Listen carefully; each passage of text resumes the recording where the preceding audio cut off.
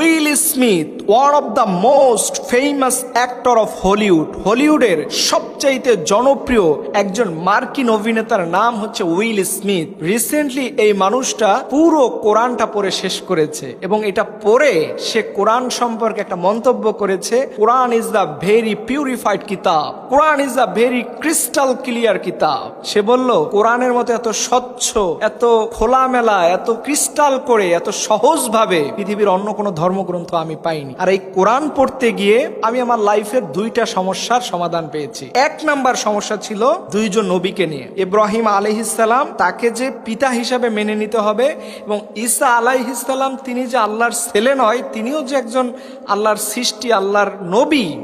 এইটার সমস্যা আমি কোরআনের মধ্যে সূরা ইব্রাহিম পড়েছিলাম তখন পেয়েছি, এবং অন্য অন্য জায়গায় ঈসা আলাইহিস সালামের ব্যাপারেও আমি এটার সমস্যা সমাধান পেয়েছি। দ্বিতীয় নাম্বার ছিল, যেটা আমার হৃদয়ের মধ্যে ছিল সবচেয়ে বেশি, যে কোরআনটা কি আসলেই আল্লাহর কিতাব, না কোরআন মুহাম্মদ সাল্লাল্লাহু আলাইহি ওয়াসাল্লামের তৈরি? এই যে ধর্মীয় যত গ্রন্থগুলো আছে, এগুলো কি একজন রবের তৈরি নাকি এটা মানুষের তৈরি? এটা আমি ভাবতাম যখন আমি পড়তে পড়তে আমি কোরআনের সূরা ইয়াসিনের দিকে চলে আসলাম। এই সূরা ইয়াসিনের মধ্যে এরকম একটা আমার প্রশ্ন এবং প্রশ্নের পাশাপাশি আমি উত্তর পেয়ে গেছি। সুবহানাল্লাহ। তিনি বললেন এই আয়াতটার কথা, ওয়ামা আল্লামনাহু শি'রা ওয়ামা ইয়ামবাগি লাহু ইন হুয়া ইল্লা যিকরুন ওয়া কুরআনুম Mubin. I didn't teach poetry to the Prophet Muhammad sallallahu alaihi wasallam. It wasn't befitting for him. This is the Quran. Clarity Quran, this is the purified Quran. আল্লাহু আকবার। তিনি বললেন আমার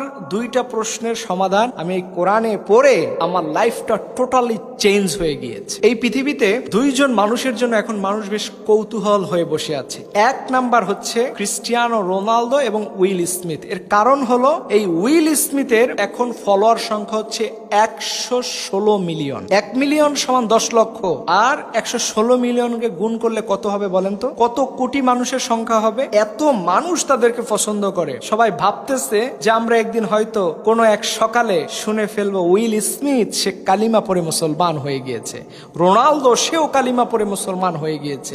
এটা এখন মানুষের ভিতরের একটা বিশ্বাস জন্ম হয়েছে যে না, এটা হওয়া খুবই ইজি একটা বিষয়। কারণ ওনারা কোরআনকে যেইভাবে পড়েন, কোরআনকে যেইভাবে হৃদয় আগলে ধরেন, এটা সত্যি বলতে মানুষকে বারবার বিমোহিত করে। কখন যেন আমরা শুনবো যে এই দুইটা মানুষ তারা কালিমা পড়ে মুসলমান হয়ে গেছে। আমি পার্সোনালি এই ভাইদের জন্য আল্লাহর কাছে অনেক বেশি দোয়া করি যে রব তুমি দিয়ে দাও না তোমার এই দুইটা গোলামকে। আজকে আমাদের নবী নাই, আমরা তার উম্মত হয়ে অন্য ভাইদের জন্য দোয়া করি, সবার জন্য দোয়া। আমরা স্পেসিফিক বলি না যে, কিন্তু এই দুইজন মানুষের ব্যাপারে বলার কারণ হলো ওনাদের কাজগুলো এতটা ক্লোজ, এতটা কাছাকাছি ইসলামের, যেটা সত্যি বলতে আমাদের সবাইকে ভিতর থেকে ইন্সপায়ার করে। এবং এখান থেকে আরেকটা শিক্ষা রয়েছে। দেখেন, আমরা মুসলমান, আমরা কোরআন কিন্তু পুরোটা এখন পর্যন্ত শেষ করতে পারিনি। এটা বাংলাদেশের 100-র মধ্যে নয়, 1000-এর মধ্যে নয়, 1 লক্ষের মধ্যে একজন মানুষ খুঁজে পাওয়া যাবে না যে পুরো কোরআনটা সে পড়েছে বা পুরো কোরআনের অর্থগুলো জীবনে একবার পড়েছে। এটা হয়তো 1 লক্ষ মানুষের মধ্যেও পাওয়া যায় কিনা আমি জানি না, এটা আমার জাস্ট নিজের আইডিয়া, নিজের থেকে বললাম। কিন্তু কোরআন ছিল যে এমন একটা বিষয় যে এটা অলওয়েজ আমাদের পড়তে হবে। কিন্তু আজকে অন্য ধর্মের মানুষেরা পড়ে কোরআনকে দেখে মুগ্ধ হয়, কিন্তু আমরা রমাদান মাস আসে এরপরও কোরআন পড়তেছি না। রমাদান মাস আসে যায়, কিন্তু আমাদের কোরআনের যে অ্যালার্মিং, কোরআনের যে সতর্ক, এটা আমাদের মধ্যে গড়ে ওঠে না। এর জন্য আমরা আল্লাহর কাছে কায়মানুবাক্যে হৃদয় দিয়ে দোয়া করি, হে রব তুমি তোমার এই দুইটা গোলামকে ইসলামের জন্য কবুল করো। কারণ এই যে রোনালদোর প্রায় 250 মিলিয়ন সম্ভবত ফলোয়ার, আমি জানি না, তো এইরকম মানুষেরা যখন টোটালি ইসলামটা গ্রহণ করবে, এটার ইম্প্যাক্ট গোটা ইউরোপের মধ্যে ছড়িয়ে পড়বে। আর তখন ইউরোপের মানুষগুলো বলতে বাধ্য হবে ইসলাম কখনো টঙ্গী ধর্ম নয়, ইসলাম কখনো সন্ত্রাসী ধর্ম নয়। ওরাও আমাদের বুক ভরে টেনে নেবে। কারণ আজকের ইসলাম সম্পর্কে মানুষ না বোঝার কারণেই বাজে বাজে মন্তব্য হয়। কিন্তু এদের মতো মানুষ যখন ইসলাম গ্রহণ করবে, এটা গোটা ইউরোপের মধ্যে একটা বিপ্লব সাধন করবে। আর আল্লাহ তাআলা এই দুইটা মানুষকে তুমি সেই বিপ্লবের কাণ্ডারি হিসাবে কবুল করো। সবরুন আমিন।